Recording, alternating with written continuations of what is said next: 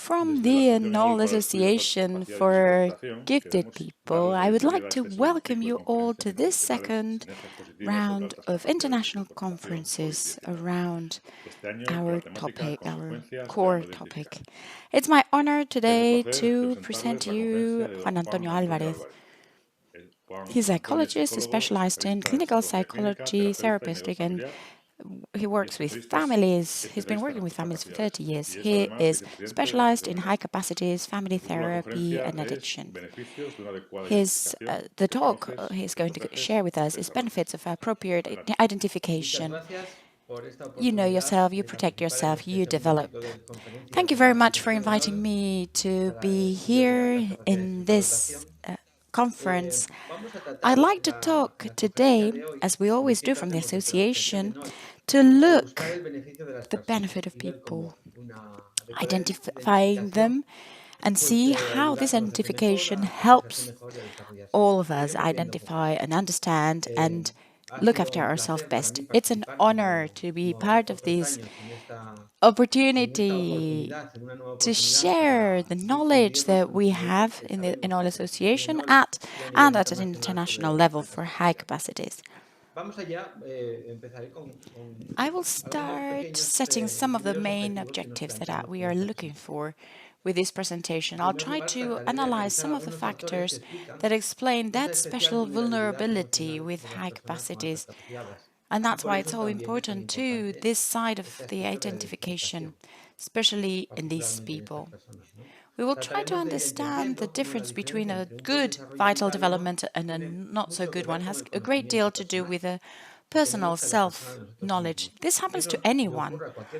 And of course, to high-capacity people too, of course. And even more maybe, because their peculiarities are special.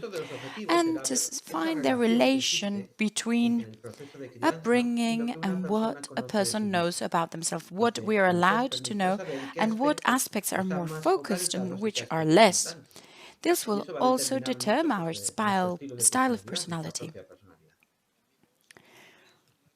We're also going to see which are the consequences of positive and appropriate identification. Well, self-knowledge, having better strategies to manage our emotions, and to be able to develop our own potential.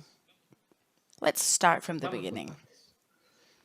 As we know, these people with high capacities perceive and understand reality with a high intensity.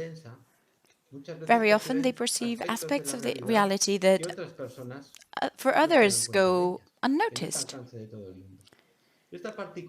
This particular perception style of understanding the reality is based on different capacities that they have. They have a high sensor activity. When we talk about the possibility that their kids have their high capacities, we always ask them about their sensory feelings. If they are picky with labels, with tissues, with fabrics, with touch, with textures in food, with smell. Very often moms are worried because their daughter doesn't want to hug them, or because when daddy hugs them they feel pain instead of that love. And it has a lot to do with his high sensory feeling that for others are sometimes, as we said, unnoticed. They are usually very sensitive people too. It goes hand to hand with it, because it's very much connected to that high intellectual intensity. This high intensity also takes them to be very empathic people. That has to do with placing on other people's shoes, understanding what they're feeling, but also being very compassionate. People who understand and use their own emotional memory to understand what other people are going through. They feel what those people are going through. That activation of those mirror brain cells, and that help those people understand how others feel. with compassion, which is a step further than just empathy. And these people also have a very highly activated cognitive awareness. They process, they develop hypotheses, they explore them. They have this capacity to think. This activation, sensitive, sensory, emotional, cognitive, explains these characteristics that we can believe that hey, they're so lucky having all these qualities. Because many studies will show us that there are people who have less problems than the average because they're more capable, they're gifted, they have more capacities, they have more tools to develop their senses, their learning, their emotions. That's a great lack. But this also causes, and very clearly, a better to a better prospect in all fields, especially when investigation and research is doing this. But what is reality? Yes, it can happen, but this excess of vital development or a better prospect than the average requires a good adjustment in the context, in the family, in the environment, in their peers, and especially with a high and appropriate rather than high personal knowledge. And we're seeing so that we're going to balance between some situations that are going to give us protection factors and others that are going to face us to other risks because of this additional intensity in all areas. We know there is a certain controversy in the research that notice higher, similar or lower rates of depression in high capacity people, whereas others they show a higher proportion of depression in gifted people than in the general population. This classic controversy that we've seen along the years could be solved if we look at it in this other way. Sometimes the results show us the research shows results that really depends on where they have chosen their sample people for. We've seen lower or equal depression rates when what we're studying are people that are in specific programs for gifted people. They have a specific focus and adaptation process for these people. But we see higher depression rates and that therefore over the average when what we are studying are mental health clinical centers where the proportion of gifted people is higher than the average. So depending of the identification and the adaptation of the systems to these systems, we could be seeing more or less emotional problems and depression problems. This would solve that dilemma because we know that at least 10% of gifted teenagers or gifted people show clinical depression levels. This would be comprised within the risk factors if we don't handle them well. And why is this? Well, research in the last decades and the conclusions of Dabrowski, Silverman, and Pikowski, and Silverman is part of our conferences. We're so thankful to her, and Pichowski too, yes. We can reach some conclusions. Population of students with high capacities does show very high levels of hyperexcitability, and that's something that we are aware. We're noticing that with the research, and we know that hyperexcitability potential, emotional hyperexcitability, is equal to the intellectual one in the whole group. With high capacities, there is a potential for emotional hyperexcitability and a potential for intellectual hyperexcitability, that intensity that we always talk about with the families. And we know that all those hyperexcitability levels are higher than the ones present in a normal population. So we do have higher activation indexes than their normal population. And if it's not well handled, it can also lead to problems. Carrasier already told us when he did study the desynchrony, asynchronies, internal asynchrony, internal and external one, when he said that with internal desynchrony, they said that's different speeds for learning and processing that would lead to bad handwriting. The school system might put the focus, their efforts in writing and handwriting, where it has a great deal to do with internal characteristics of this person. We also said sometimes that these kids have a great mess because they are living 4 ages at the same time: their chronologic age, their mental age, their talent age, and their emotional age, and they don't need to go aligned. And sometimes this explains this mess that these parents they try to explain to us. For some things is really so active and seems very intelligent, but then emotionally seems to be very young, too young. And sometimes this is the reason, the root is in these different ages and the fact that they are not aligned. And then there's also an external side to it, that it is going to set a big difference on the perception that the person has about themselves. We can see that lack of balance between those interests or social.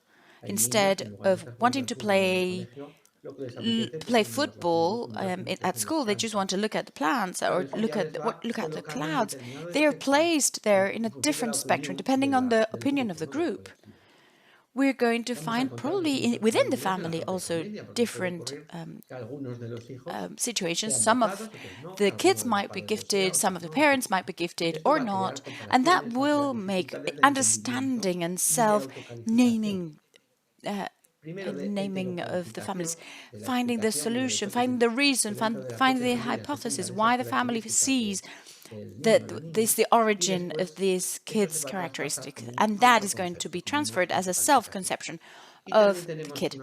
And we also see this lack of synchrony at school, and that, of course, has to do with these other areas that are more social and relational. All this is the other side of perfectionism, frustration. These kids can be led to very frustrating situations. They're going to find difficult some things that for others are really easy. That's why they look at us like with a weird face.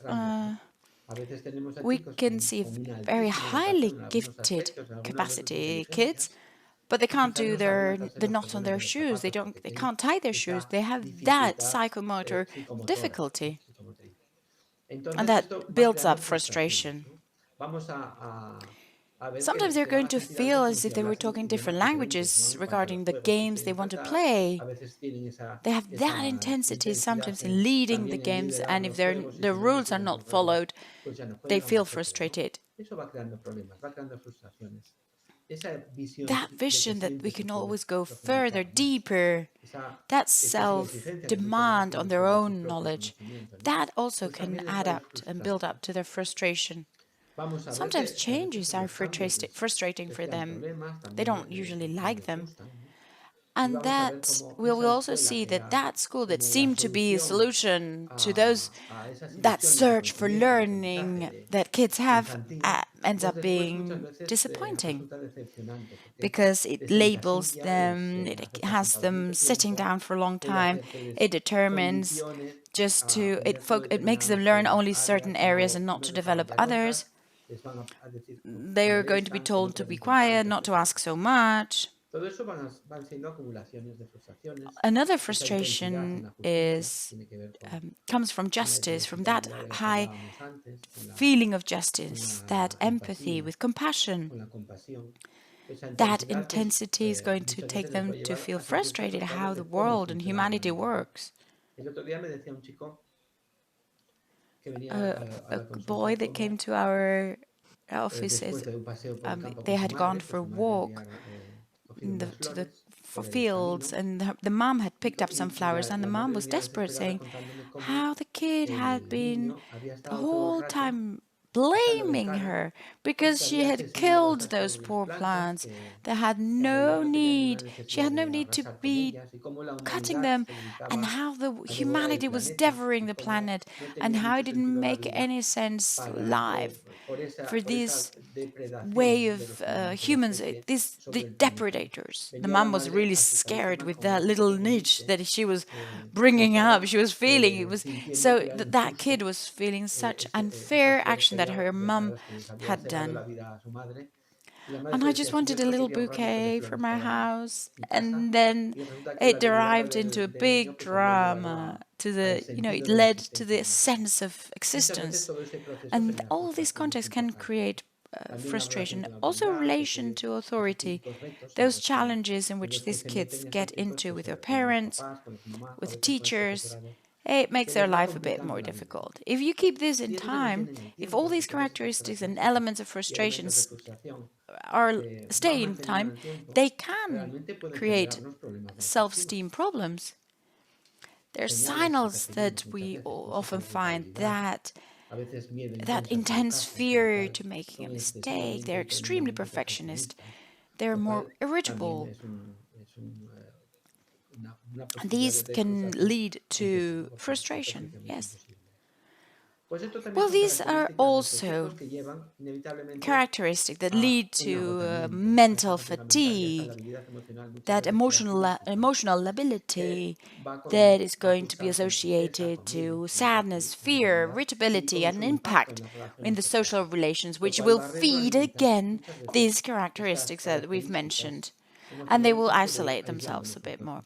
Goldman was already telling us that people who cannot control their emotional world, they have a poor development, emotional intelligence, and therefore had a high risk of depression, as we already mentioned, having taken their lives to the limit, looking for that adrenaline, food disorders, drug abuse, sex addiction. In my experience, that I've worked over 30 years in the world of addictions, that we have seen over and over again, and research supports this, how the gifted population is much higher in this world of addictions that you would have expected. Some studies even tell us that it's 3 times more women of consuming alcohol could be gifted, and 2 times more men. When we talk in resources where the main population are young people with addiction problems to the technologies, for example, the figures just shoot. We have really high percentages that we could consider of people with high capacities. Let's see then which are the protection factors. And this is probably the key to my talk, to see which are the good practices that we can handle to help our kids. We know that most of the gifted people are very resilient. That's a characteristic that we see. It's a luck, it's a gift for them. They are capable to handle disappointments, to use that capacity, and to face stressful elements. And this resilience is obviously a protective factor. We have some very interesting studies from research results from the Newcastle University in Australia that says that the higher emotional intelligence, there's a higher mental health and higher life quality. And we know that it's very important that the school adapts to the needs of the kids. There can be specific programs for high capacities or some adaptations that are required for them, being considered, these kids being considered kids with special needs. But not only the label, not only taking it into account, but actions are needed, interventions are needed to help this special education is real for these kids, especially at least in those specific needs that they actually have. It's also very important to assist solidarity conducts.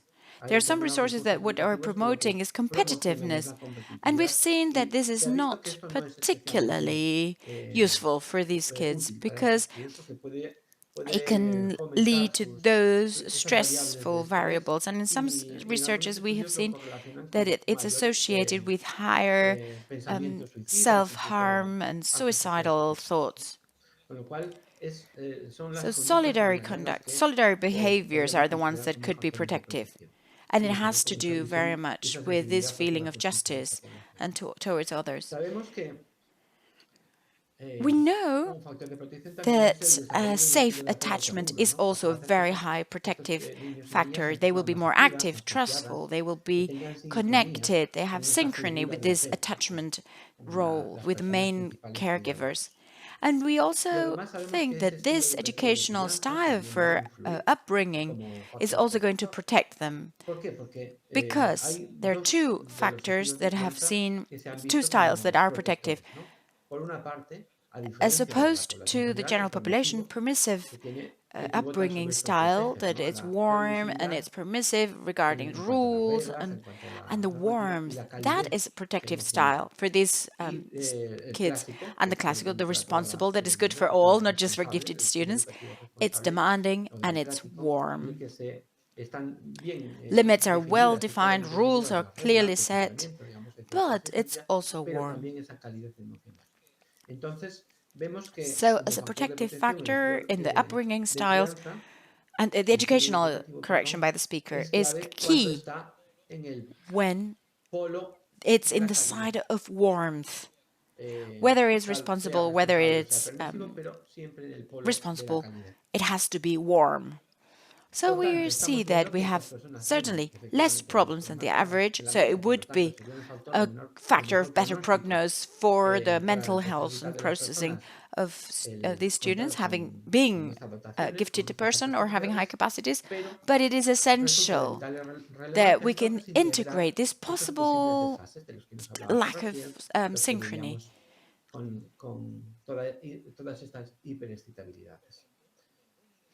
So, a good identification is going to be key for people to understand themselves better. This will allow them to integrate these different factors that could be challenging, not only in the personal side, family, school, social. And this is going to have an impact in the self-esteem, self-perception, and the knowledge we have of ourselves. So it has to do with a good adjustment, a good personal knowledge, of course, this motto, that this assumption that they have less problems than the average.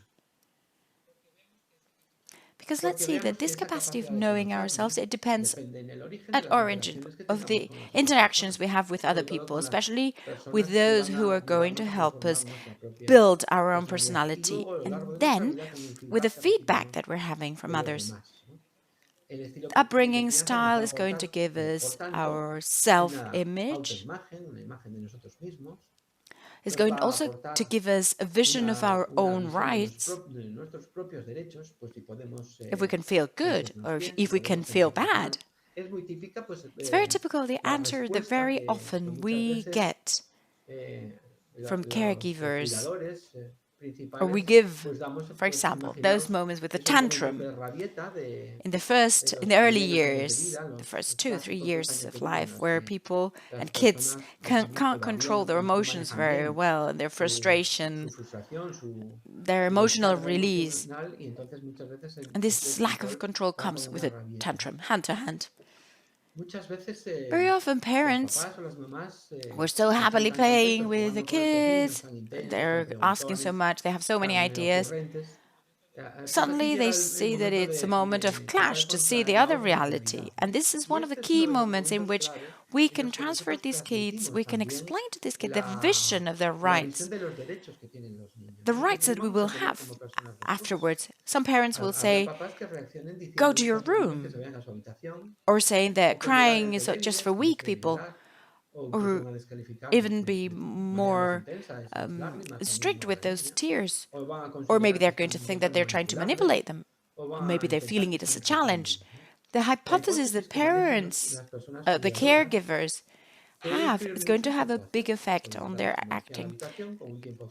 They can punish them, they can tell them off, they can even be violent to them. That typical phrase that we heard so often last century. I'm going to give you a reason to cry. Or they can understand that kid is suffering a frustration and doesn't know how to handle it. And their job is to get closer, to approach them, tell them, I know you're feeling well, I can understand something's happening, we can talk about it, let's see if we can understand it. And depending on the hypothesis and the understanding of that kid not regulating their emotions properly or understanding that is trying to challenge us or manipulate us, it's going to change our perception, but it will also going to change the authorization we're giving to that kid to express their emotions. We know that kids who have had that time out, who haven't had that time they have to stay out in their emotions. Well, they tend to talk less. When there's risk behaviors, when their boyfriends or girlfriends splits with them, they feel frustrated. They have problems understanding their sexual identity too. So when we, in these tantrums, these moments of tantrums, we're giving them the rights for their future. We're also going to give them a style of safety, security. We know that we can trust our attachment figures regardless of what happens, or we may understand that we have to solve everything ourselves. And of course, in this type of attachment, we're going to have a self-perception of our own body, of our own capacities. They're going to tell us if we're intelligent, if we're stupid, if we're smart, if we're too impulsive, if we talk too much, if we're assertive, if we're good, if we're bad. They're going to tell us if we can take part in the conversation, even if we're kids, or if we have to stay aside of adults' conversation. We have a right. We're going to understand if we have a right to give an opinion about the organization of the family, if we can complain, or if we don't. All these messages are going to build our personality. We're going to see families that are very critical. Sometimes families with high capacities, gifted families, are very intense, very critical without knowing, maybe without knowing the mom or the dad also have high capacities. And that excess of demand could also feel that they have to be very self-demanding too, and there will be a risk of developing certain obsessive behaviors that we will see in the future. All these messages come in the upbringing style. And there's a key element in the development of their own personality in the first years of life, and also for their mental and physical health. I show you some figures, some images with Harlow's monkeys, with their research in the 40s and 50s. It was very much studied the attachment. So this upbringing styles lead to certain attachment roles. Democratic style develops a secure attachment. And in gifted people, also permissive style will develop a secure attachment. We know that authoritarian style will lead to less confident, less safe, less secure people. And there are some styles that are more traumatic that would lead to an attachment that is more unorganized. And these people will require psychotherapy because they are people that develop severe and specific problems. we know that these also have an effect for their own handling of their performance. We know the higher self-concept they have, especially family and school perception, and if they have a secure attachment, they will have a higher efficiency in their performance. And when attachment is unorganized, performance will be lower.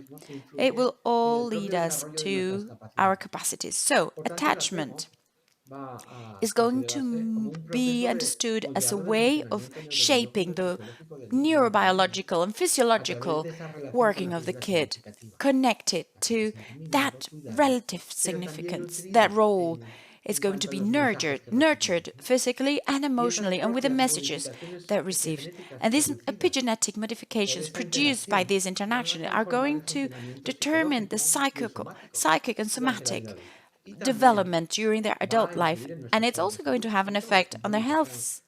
On their health. There are studies that relate this attachment with diabetes, hypertension, that is connected to the different types of attachment. So, attachment is where we show and we prove our accessibility. We're accessible to your demands and your needs, a baby, as a kid, as a teenager. We're also going to transfer acceptance, that we accept that they're different and they're going to be able to explore the world better. They know themselves as different and they accept that because we also do. And we're going to share empathy. We're trying to understand their problems, how they feel, and that's also going to help them understand themselves better and to perceive better how they feel. And we're going to share and transfer cooperation. We're cooperating their objectives in everybody's objectives, not necessarily cooperating for them helping us achieve our objectives. Think of that mom that comes with a very high capacity kid. I don't, if I'm not wrong, it was 147. Their IQ, very developed intelligence, exceptional school results, but at the age of 15, 16, started thinking that what he wanted to do was to have a garden, a vegetable garden that they had at their grandparents. And but the family expectations were others. They were expecting an amazing professional future. The frustration in the family was huge. They cooperated very much, but trying to cancel this kid's objectives. With time, I knew that he had organized some biological farming gardens because he had developed very efficient watering systems, and he was being commercially efficient, and he managed to get his way through and to get the support from the family, his family. So we have three key elements for success according to Schultz. These would be the three keys for success that have to do with self-awareness. And this is what we're all developing. Those people who already know themselves well, they're more prone to success. They're also going to have more self-protection strategies, personal self-protection, and they're going to want to improve. These are the three keys. When you know yourself better. That knowledge is the capacity of seeing and interpreting what we see in the external world as if it was a mirror. And we perceive and receive messages constantly that we're intelligent, that we're good, that we're bad, that we're... These messages are going to have a big influence in our own perception of ourselves. And this is going to make us love ourselves or hate ourselves. We are going to interpret our own reality. Maybe we can think we're crazy. Many girls come to us looking in these identification or assessment processes that we do. They have doubts. Am I a high capacity person or am I crazy? And they do it as clear as this. I want to know if I have a personality disorder. There are the two options that I have found when searching for their characteristics. Sometimes these people have heard about these labels and their knowledge is about their symptoms. They perceive it as a psychopathological interpretation of their characteristics, that sensitivity, those intentions that they perceive and others don't.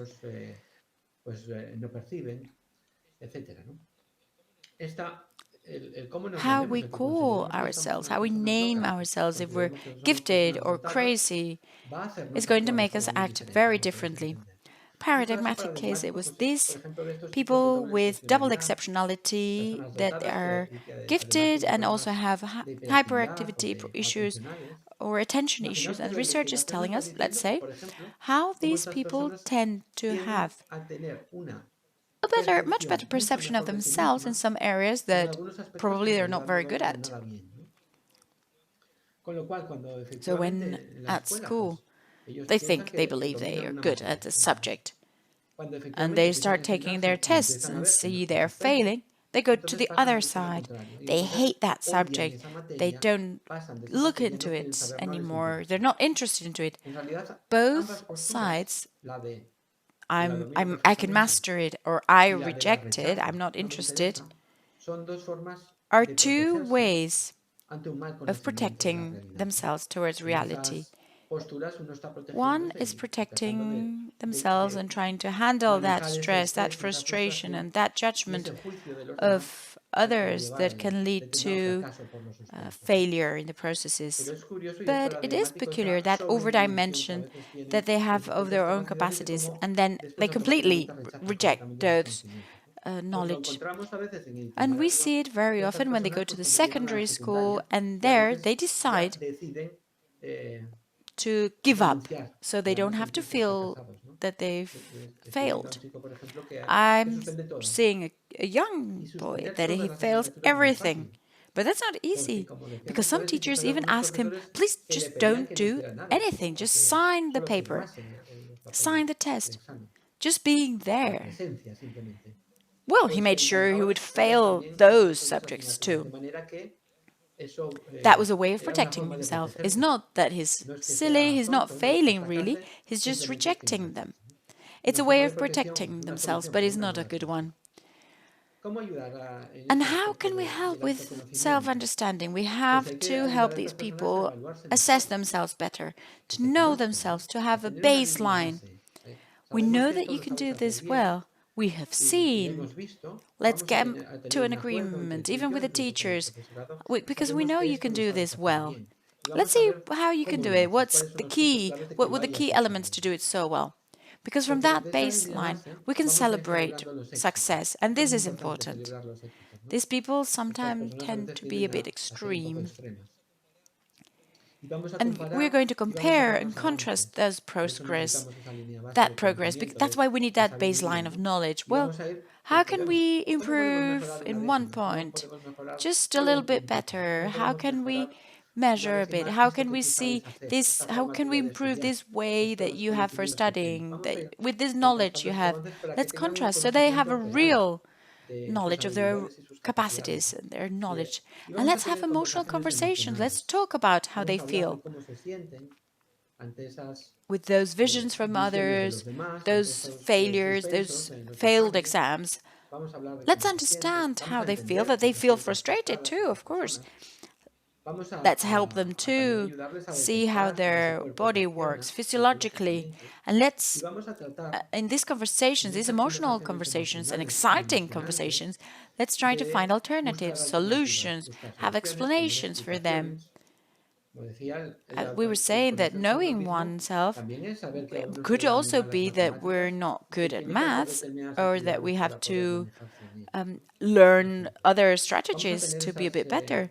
We're going to find, as we said, these reasons and we're going to find solution. Emotional conversations is not telling them off, is not having a fight, is being able to discriminate how these emotions can lead us to taking decisions. When people know themselves better, they protect themselves better. And this self-protection is like when you're kind to yourself, you worry about yourself, and it's being able to ask what you need. To ask for it, that's understanding our rights, our responsibilities. It's also explaining our own difficulties and not explaining them as a justification of what we've done, but as an explanation. And all this will depend on our thought, on what we can and how we can reach success. Because when we do that, we can get to that positive perception, what we can do. Because Drake had told us that there are two types of mindsets. Fixed mindset, people think they cannot improve even if they try, and schools sometimes gives that idea of independence, learned, acquire independence, because failure after failure we seem to be perceiving from the school, from our friends, from our family, as we build up on our failures. And kids end up thinking that even if they try, they're not going to improve. And they can even think that nobody should attempt helping them because that just increases their frustration. In this fixed mindset, we will see breaking the paper, anger going away, that's passive aggressiveness. And we see teachers and parents and other people who don't react too positively to them. Those are protection tools, mechanisms, and very often are connected to that failure in their self-perception. They feel that they cannot change something and they look for release or escape or freezing mechanisms, those instinctive and typical mechanisms that we have when the amygdala just gets intense. And they generate these problems.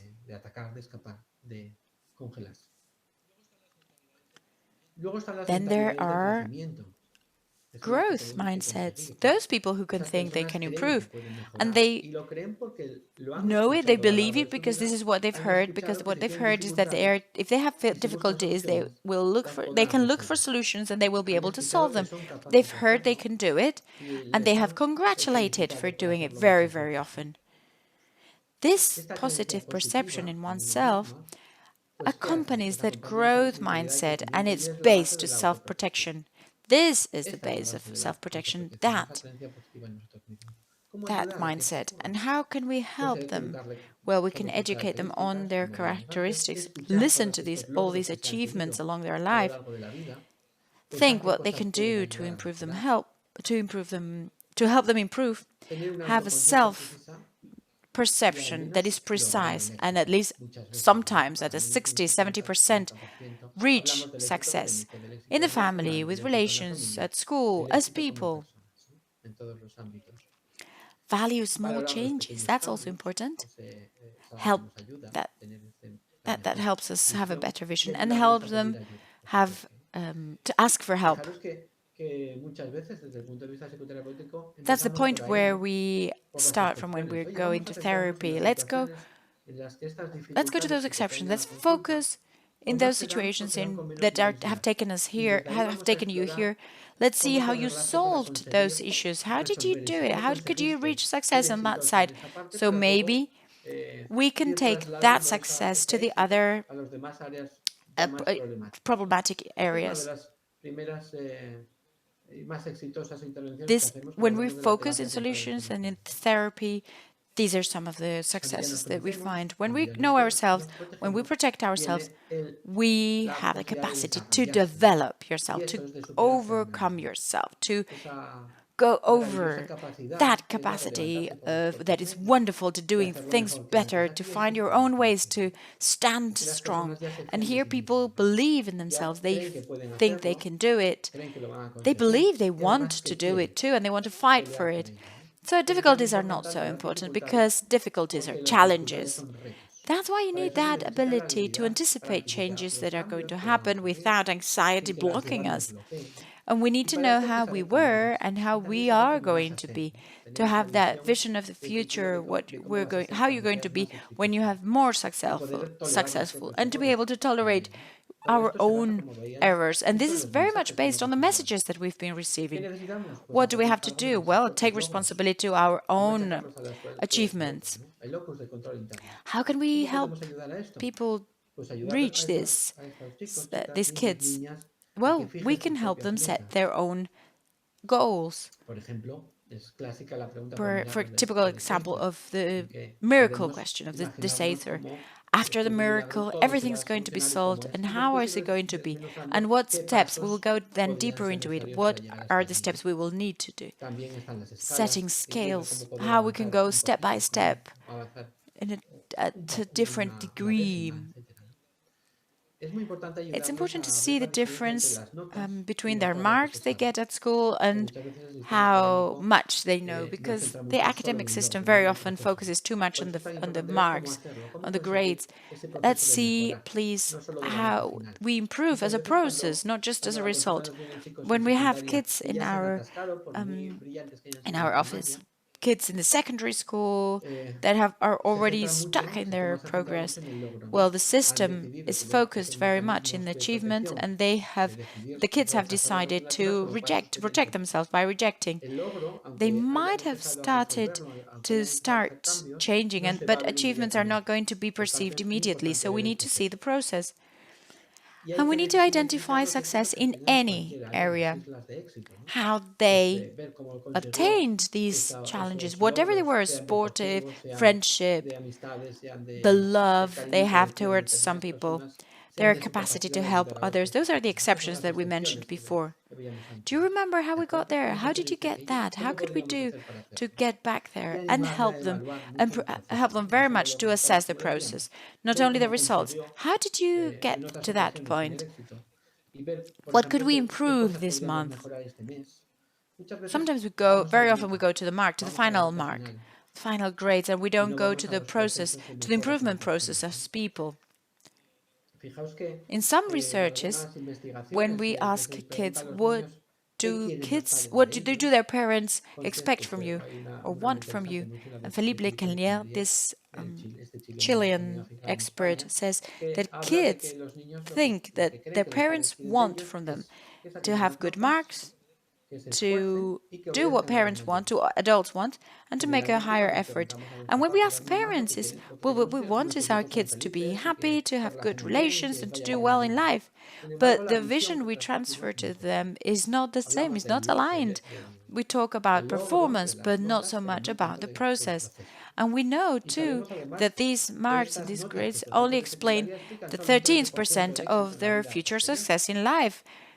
Key to success has much more to do with emotional handling, capacity to tolerate frustration, and capacity to concentrate when you need it.